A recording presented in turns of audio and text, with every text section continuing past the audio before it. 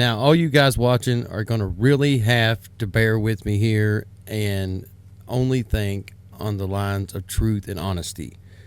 A transsexual Satanist anarchist wins GOP nomination for sheriff in New Hampshire County. You guys are watching Talks with Ryan. Like, share, and subscribe, and let's get into today's video. Hey guys, what's up, and welcome back to the channel. Now, when I said you guys are going to have to bear with me, there's been a whole lot of people reporting on this article, and it's a real article. It really happened. But normally in everyday life, we're not faced with something as different as this is. But I felt like I need to put my 2 cents worth in, because down deep, I really feel like there's a lesson that we can all learn from this. So let's get into the article.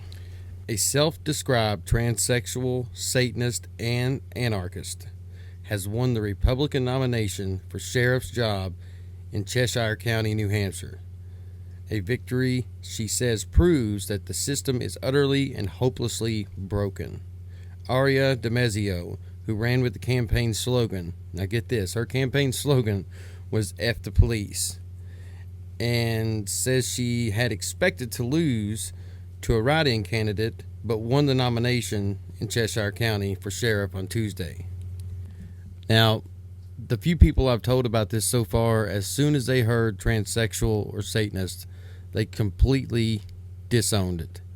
Now, normally, what this person does on their off time is their own business. You don't have to support it, and they don't have to facilitate it into the public eye. And I know most of my listeners and viewers don't vote. They don't believe in the two-party voting system anyways, so this is kind of redundant to any of us. But there's facts about this that need basically put out in the open. This woman has now run for this, and she's won.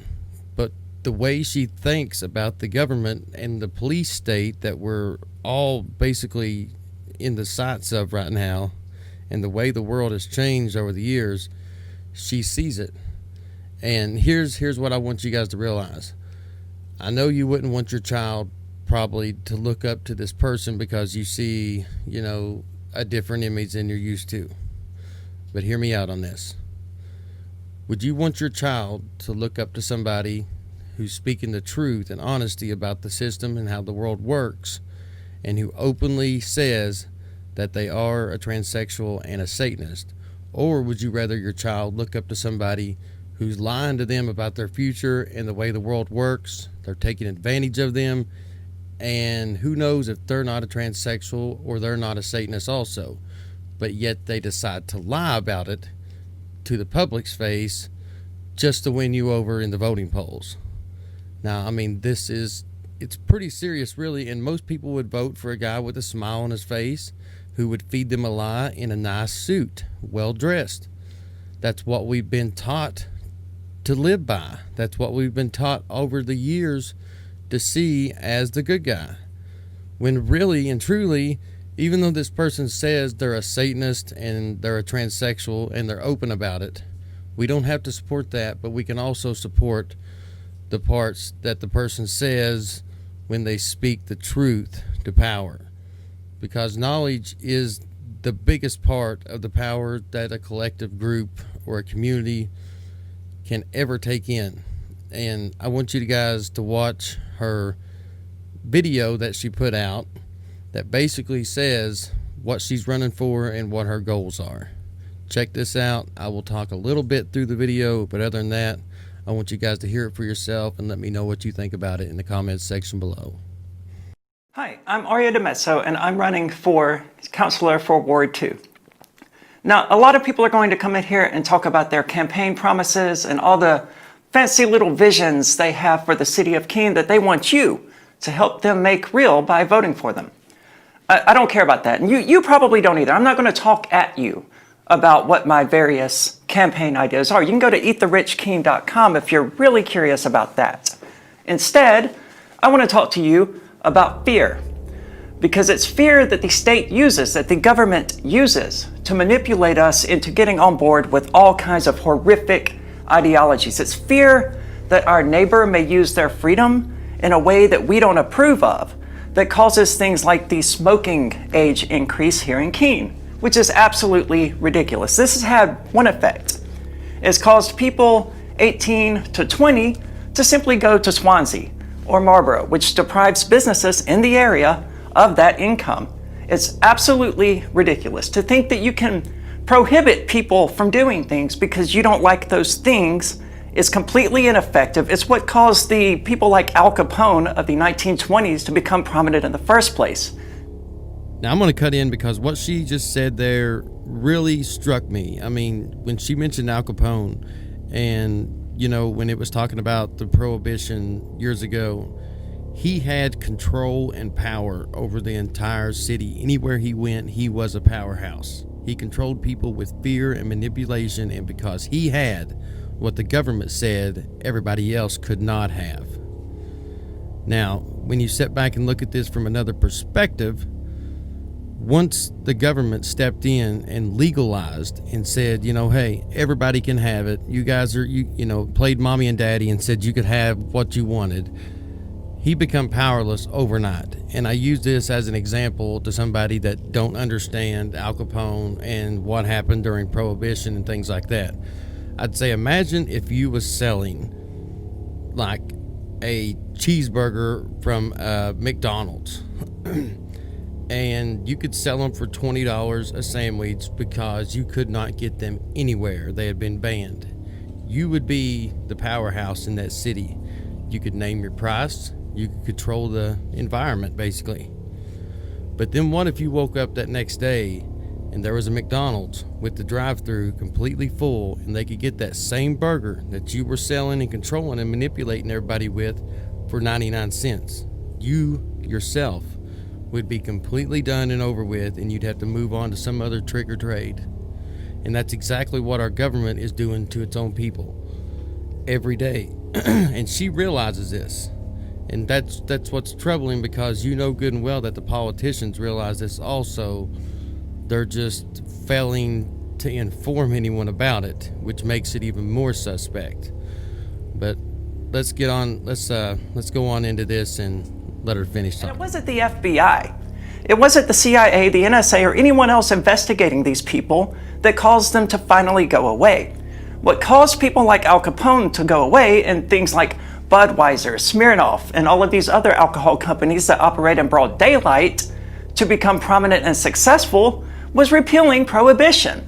So now we have kids to 18 through 20 who are just going to Swansea or Marlborough or somewhere nearby to buy their cigarettes. It's completely ineffective. And the same thing is true about shrooms, methamphetamine, heroin, marijuana. Whatever you want to cite that you don't want people doing, people are going to do it whether you like it or not. The only thing you're going to do is increase the cost to society, to ordinary people, to punish those people for doing things that you don't approve of. All right, what she's saying here is basically the government and the politicians that, you know, make you think that drugs are bad and illegal are actually using that slogan to manipulate you to raise the prices on drugs and keep them a rare commodity so they can keep those high prices.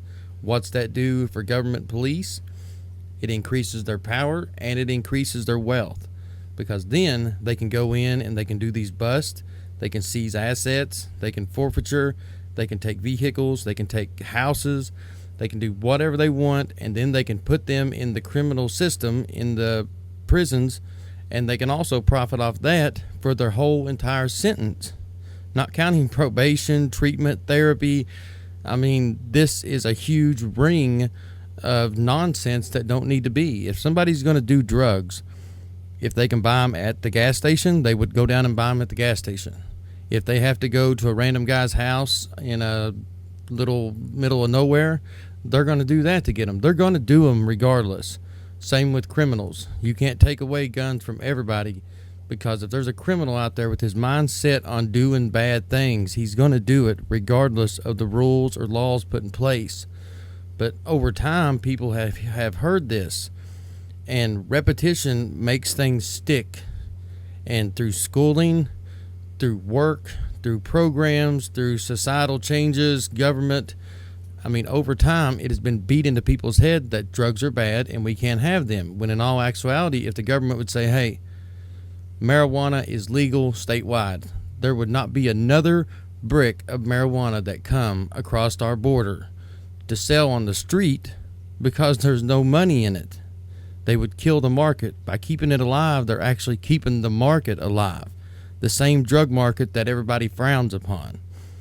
She understands this. I understand this, and most of you understand this. And so we know down deep that the politicians and our government understand it, but instead of doing something to change it, they just continue to bicker as if it's a problem. Because that problem, if it goes away, so does their money and everything they get out of it.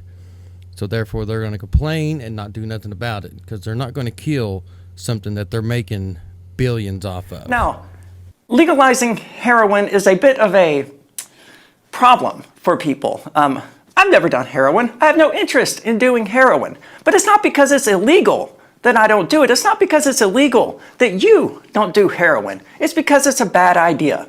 The people out there who are going to do heroin, they're doing it anyway, whether it's legal or not. So why not have these legal, above-the-board channels for them to get that heroin so they're not dying of fentanyl overdoses out in the streets? That would be an ideal solution, wouldn't it? We've seen this in countries around the world that have, in fact, decriminalized all drugs. And what happened was that addiction rates fell, overdose rates fell, prostitution fell, sex trafficking fell. All of those things fell as a result of getting rid of the absurd war on drugs. And to fight this absurd war on drugs, we have an idyllic little Keene here. The police department has a freaking bear cat. Are you kidding me? This is almost Mayberry in terms of how ordered and structured it is. The chances of the city of Keene ever needing to use that bear cat are minimal. And if they do happen to use it, it's over something absurd like the pumpkin riots or something like that aren't even applicable anymore. That's not going to stop them. And we have city council on video bragging to one another, oh, look, we're getting a tank. This is not what we need from people who are supposed to be looking out for our best interests. Our best interests don't require them to have tanks, because your best interests and my best interests, they correspond more often than they disagree. And the fear that we're peddled about how we disagree about this, we disagree about that, and it's just going to ravage and destroy all of society if we don't keep it under control using the state, is similarly used to justify things like the concentration camps that Donald Trump and the Obama administration set up throughout the United States, and that Americans are gladly turning a blind eye to. None of this is acceptable, and it's all based 100% on fear. If we want to be free, if we want to live our lives as we believe to be best, we have to be free. And we have to be free of fear. I'm Aria DiMezzo.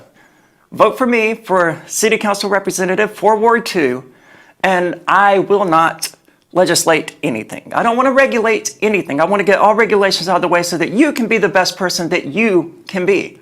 And it's the legislation, it's the regulations, it's the absurd bans and prohibitions against this and against that that keep us fighting one another rather than fighting the state. Guys, what it boils down to is the definition of insanity is doing the exact same thing over and over and over again, but expecting a different outcome. That's the lifestyle we have all been given to live, promoted by federal, state, government, politicians, all these talking heads of the mainstream media. That's what they want. They want us on the treadmill effect because it causes wealth and it causes power gains, and it leaves us standing in the exact same place they left us. Would you rather somebody come out and admit what they are and what they're about and speak truth to power and really support your freedom? Or would you rather somebody come out in a $2,000 press suit that you probably paid for and lie to your face about your future? If so, guys, that is the choices we have at hand. Now, I want you guys to leave your thoughts in the comment section below this video and let me know what you guys think, because I put the points out there that I thought needed to be shared, because we live in such a backwards, twisted, cloaked society that unless somebody comes out and just verbally points things out one after another, it's going to get looked over every single time. Guys, make sure and hit that thumbs up button. Make sure and subscribe to the channel if you haven't. And try and share this on all your social media.